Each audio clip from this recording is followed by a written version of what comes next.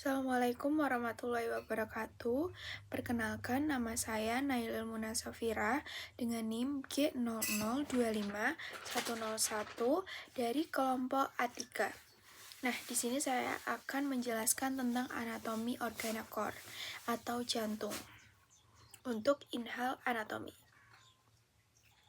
Jadi pertama di sini ada soal kasus yaitu Supriyadi 65 tahun datang ke IGD dengan keluhan nyeri tumpul pada dada sebelah kiri.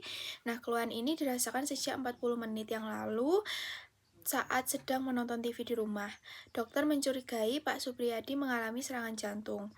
Nah, untuk pertanyaannya, jelaskan struktur eksterna kor, struktur interna kor, dan jelaskan valvula cordis dan mekanisme kerjanya.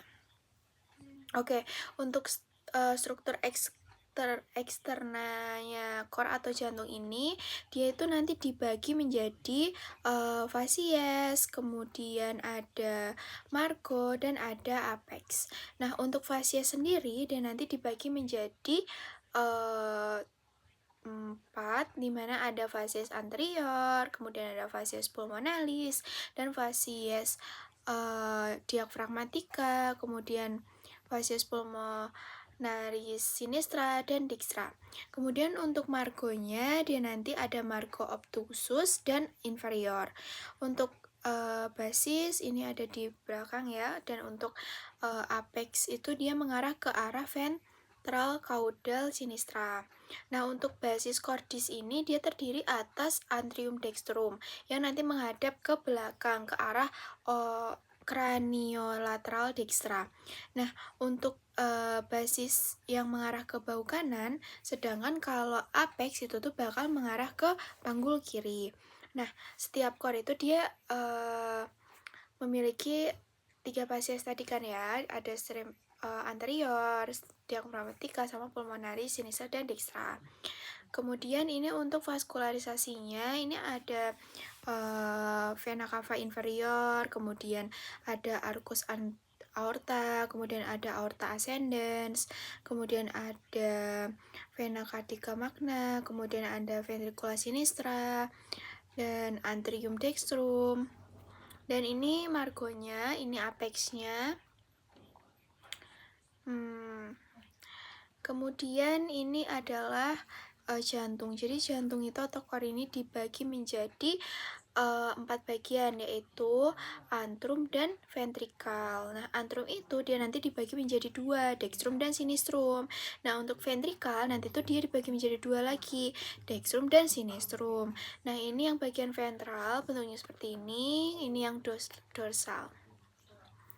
Kemudian kita next ke skeleton cordis. Jadi skeleton itu kan tulang ya, berarti dia tulang yang ada di cordis atau jantung kita. Nah, itu tuh fungsinya untuk apa sih? Itu tuh fungsinya untuk tempat melekatnya myokardium sebagai kerangka kor, kemudian tempat perlekatannya katup jantung, kemudian untuk isolator impuls antara antrium dan ventrikul. Nah, kemudian ini tuh terdiri atas skeleton cordis itu dia terdiri dari annulus fibrosum, terus kemudian trigonum fibrosum, ada pars membranosa, kemudian ada septum interventriculari, kemudian ada antrioventriculare. Next, untuk skeleton cordis dia nanti kan ada annulus fibrosum sama trigonum fibrosum. Nah, untuk annulus fibrosum sendiri dia nanti punya 4 cincin yang mengalami 2 ostium antrioventriculari sama orifucium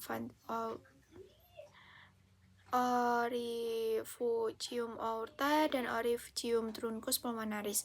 Nah, dia itu ada 4 cincin apa aja sih? Dia ada annulus atrioventricularis dextra yang nanti berada di sekitar valva tricupidalis. Kalau yang antrium ventricularis sinistra nanti dia berada di sekitar valva mitralis.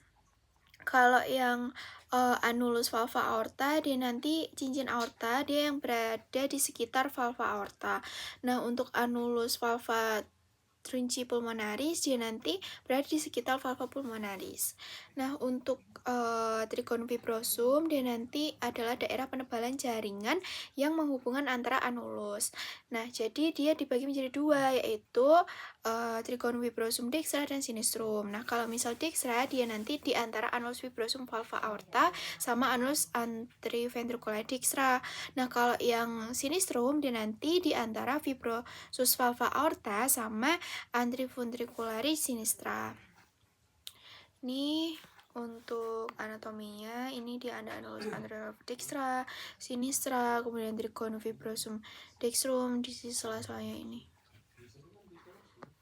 Nah, kemudian untuk struktur internanya. Jadi, untuk internanya tuh berarti dia di dalam ya, di sini. Berarti dia itu dia nanti kan punya anterium sama ventricle. Nah, kita bahas ke anterium dextra dulu ya, dimana dia nanti ada bagian halus, namanya adalah sinus venarum cavarum. Nah, untuk yang bagian kasarnya dia ada musculi pectinae, makanya dia itu bentuknya kasar karena dia itu kan otot ya, jadi dia muskuli, dia kasar. Nah, untuk bagian halus dan kasar nanti dia dipisahkan oleh crista terminalis.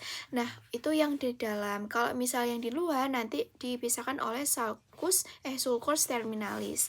Nah, kemudian untuk fossa ovalis dan limbua fossa ovalis itu dia obliterasi foramen ovale yang berada di septum intertriale.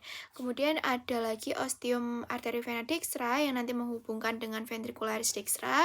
Kemudian ada ostium sinus coronaris, dia nanti valvula trapezi. Kemudian ada ostium vena cava inferior. Nah, dia nanti dimuarai oleh apa sih anterium dextra nanti? Jadi untuk vena cava superior nanti tuh dia dimuarai oleh ostium vena cava superior. Kalau yang vena cava inferior berarti dia dimuarai oleh ostium vena cava inferior. Nah, kalau yang misal sinus coronarius, dia nanti bakal dimuarai ostium sinus coronarius. Nah, untuk yang vena cava minimae nanti bakal dimuarai foramina venarum minimarum. Nah, untuk untuk yang ventricle dextra nanti dia terdiri atas satu ruangan kasar yang tersusun dari trabecula. Karena itu ada apa aja? Jadi ada musculi papillaris, kemudian trabecula septomarginalis yang terdapat bundle of His, kemudian ada rigi biasa yang menonjol di bagian dalam. Terus untuk ostium trunci pulmonaris itu dia yang menghubungkan dengan tranci pulmonaris. Ini untuk anterium sinistranya, dia terdiri dari sinus venarum cavarum yang tadi kan yang bagian kasarnya tadi, terus bukan yang bagian halus. Nah, kemudian ada aorticula sinistra. Nah, untuk ostium arteria vena sinistranya nanti dia yang bakal menghubungkan dengan ventricularis sinistrum. Nah, kemudian vasa ovali dan valvular foraminus ovali. Nah, dia nanti bakal dimuarai oleh dua buah cava pulmonaris dextra. Nah, dia juga punya satu vena pulmonalis sinistra dan superior. Kemudian dia juga punya vena pulmonalis inferior. Kemudian untuk ventricularis sinistra, dia nanti membentuk si apex cordis ya. Kemudian untuk miocardnya tuh dia lebih tebal dibandingkan yang lain. Nah, untuk ostium aorta dia nanti yang menghubungkan dengan aortanya. Dan di situ juga ada musculi papillaris yang chorda tendinae itu. Nah, untuk valvula cordis dan mekanis kerjanya itu, jadi valvula cordis itu kan katup jantung ya. Nah, dia tuh cara mekanisnya tuh gimana? Jadi jenis-jenis katup jantung dulu kan. Pertama, dia ada katup pulmonalis, tricuspidalis, aorta sama mitral atau bicuspidalis. Nah, kalau yang pulmonaris dia nanti terletak di antara ventricle kanan dan arteri pulmonaris yang dia mencegah untuk darah itu kembali ke ventricle kanan. Nah, untuk katup tricuspidalis dia nanti terletak di antara anterium kanan dan ventricle kanan yang nanti dia fungsinya untuk mencegah darah kembali ke anterium kanan. Nah, untuk katup aorta nanti dia tuh terletak di antara ventricle kiri dan aorta yang nanti fungsinya untuk mencegah darah kembali ke ventrikel kiri. Nah, untuk katup mitral atau bicuspidalis nanti tuh dia terletak di antara atrium kiri dan ventrikel kiri yang nanti tuh untuk mencegah untuk darah kembali ke atrium kiri. Nah, untuk mekanis kerjanya dia nanti pertama darah tuh bakal mengalir masukkan ya ke atrium kanan dan kiri. Nah, kemudian dia nanti bakal mengalirkan kemudian ke ventricle ya. Jadi itu tuh namanya distal atrium atau relaxation. Nah, di mana nanti tuh semua ruangan jantung tuh berrelaksi yang nanti katup tricuspidalis dan mitralnya tuh bakal terbuka, tapi yang pulmo sama aortanya tuh bakal tertutup. Nah, kemudian yang kedua ada systole atrium itu ya. Systole atrium itu dia bakal kontraksi kan. Jadi bakal mendorong darah ke ventricle. Jadi di mana katup tricuspidalis sama mitralnya tuh dia bakal terbuka. Nah, untuk katup pulmo sama aortanya tuh bakal tertutup. Nah, dia nanti darah tuh mengalir dari atrium ke ventricle kanan dan kiri.